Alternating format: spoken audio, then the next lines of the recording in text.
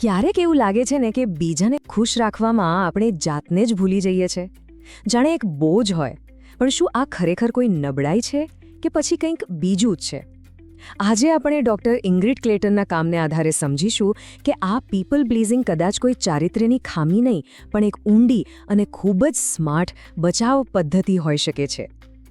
કોઈને ના કહેવાનો વિચાર આવે ને, પેટમાં જાણે ગોટાળો વળી જાય એવું થાય છે.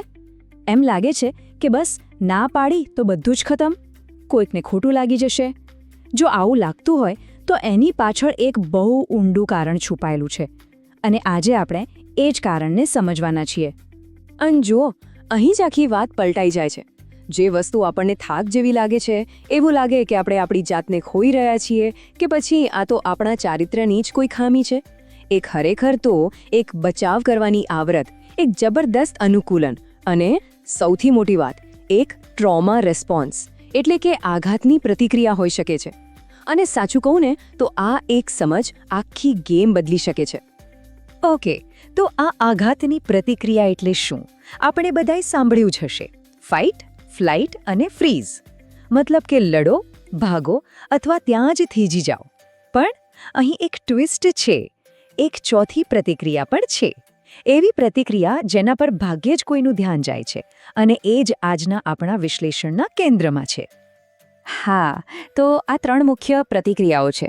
ફાઇટ એટલે કે લડવા માટે તૈયાર થઈ જવું, ફ્લાઇટ એટલે કે ત્યાંથી ભાગી છૂટવું, અને ફ્રીઝ એટલે કે બિલકુલ જડ બની જવું. આપણા બચાવ માટે આ ત્રણેય જરૂરી છે, પણ વાર્તા અહીં પૂરી નથી થતી. અને આ છે એ ચોથો રિસ્પોન્સ, એ ચોથી પ્રતિક્રિયા. એક એવી પ્રતિક્રિયા જે એટલી ચૂપચાપ કામ કરે છે ને કે આપણને ઘણીવાર ખબર પણ નથી પડતી કે એ અસ્તિત્વમાં છે. આ ચોથી પ્રતિક્રિયાનું નામ છે ફોનિંગ. હવે આ ફોનિંગ છે શું? સાવ સરળ ભાષામાં સમજીએ.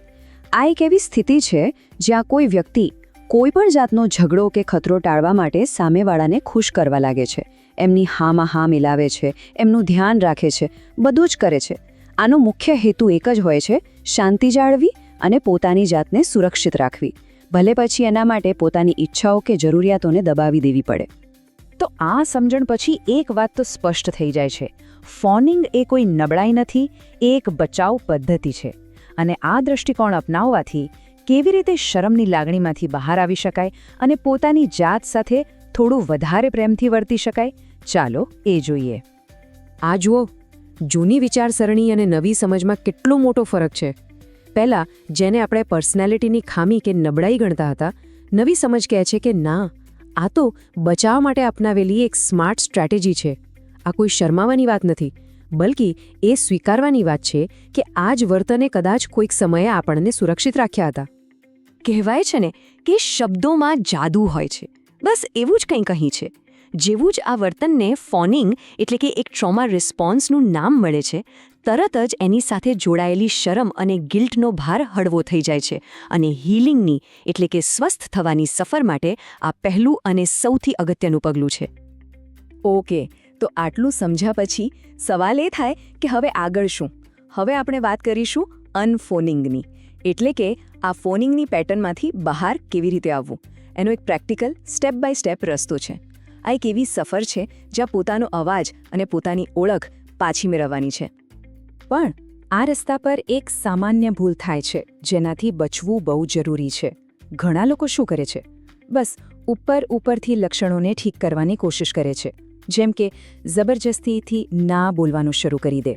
પણ જ્યાં સુધી એના મૂળમાં રહેલા આઘાતને, શરીર જે રીતે રિએક્ટ કરે છે એને, અને મનમાં ઘર કરી ગયેલી માન્યતાઓને સમજવામાં ન આવે, ત્યાં સુધી સાચો અને લાંબો ટકે એવો ફેરફાર આવવો મુશ્કેલ છે. અને બસ આ જ કારણસર આખી પ્રોસેસનો એક ગોલ્ડન રૂલ છે: સેફટી ફર્સ્ટ, સલામતી સૌથી પહેલાં. કોઈ પણ ફેરફાર કરવાની કોશિશ કરતા પહેલાં માનસિક અને શારીરિક રીતે સલામત ફીલ કરવું ખૂબ જ જરૂરી છે. કારણ કે જો સ્થિરતા નહીં હોય તો હિંમત બતાવવાનો પ્રયાસ ફાયદાને બદલે નુકસાન કરી શકે છે. આ વાતને બરાબર સમજી લેજો.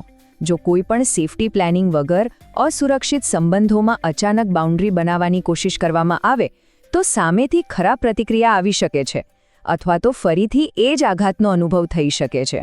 એટલે આ રસ્તા પર ધીરજ અને સાવધાની, આ 2 વસ્તુઓ ખૂબ જ કામ લાગશે. તો સવાલ એ છે કે આ સેફટી પ્લાન કેવી રીતે બનાવવો? વેલ, એના માટે કેટલાક ચોક્કસ સ્ટેપ્સ છે. સૌથી પહેલાં તો એવા સંબંધોને ઓળખો જ્યાં બાઉન્ડ્રી સેટ કરવી રિસ્કી લાગી શકે છે. બીજું, પોતાનું એક સપોર્ટ નેટવર્ક બનાવો, જેમાં કોઈ થેરાપિસ્ટ હોય, વિશ્વાસુ મિત્રો હોય, અને સૌથી અગત્યનું, શરૂઆત હંમેશા નાની અને એવી પરિસ્થિતિઓથી કરો જ્યાં જોખમ ઓછું હોય. ચાલો, તો એકવાર સેફટીનો આ પાયો મજબૂત થઈ જાય, પછી શરૂ થાય છે અસલી સફર. પોતાનો અવાજ પાછો મેળવવાની સફર. આ કોઈ એક દિવસની વાત નથી.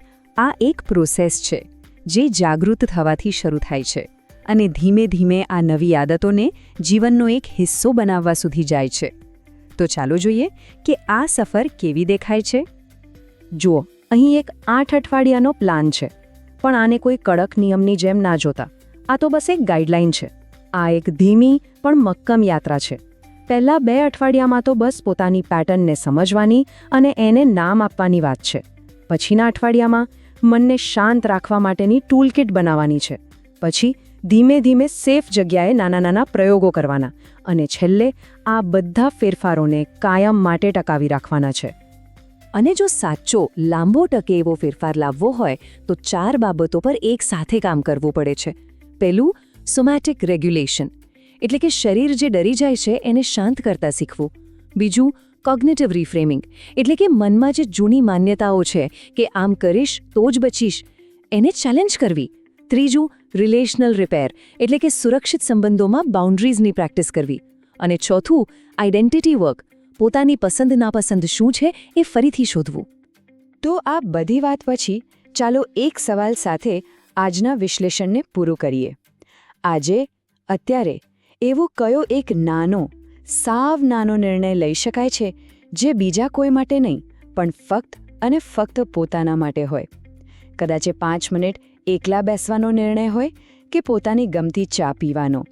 યાદ રાખજો, આ નાની શરૂઆત જ પોતાની જાતને પાછી મેળવવાની દિશામાં સૌથી મોટું અને શક્તિશાળી પગલું બની શકે છે.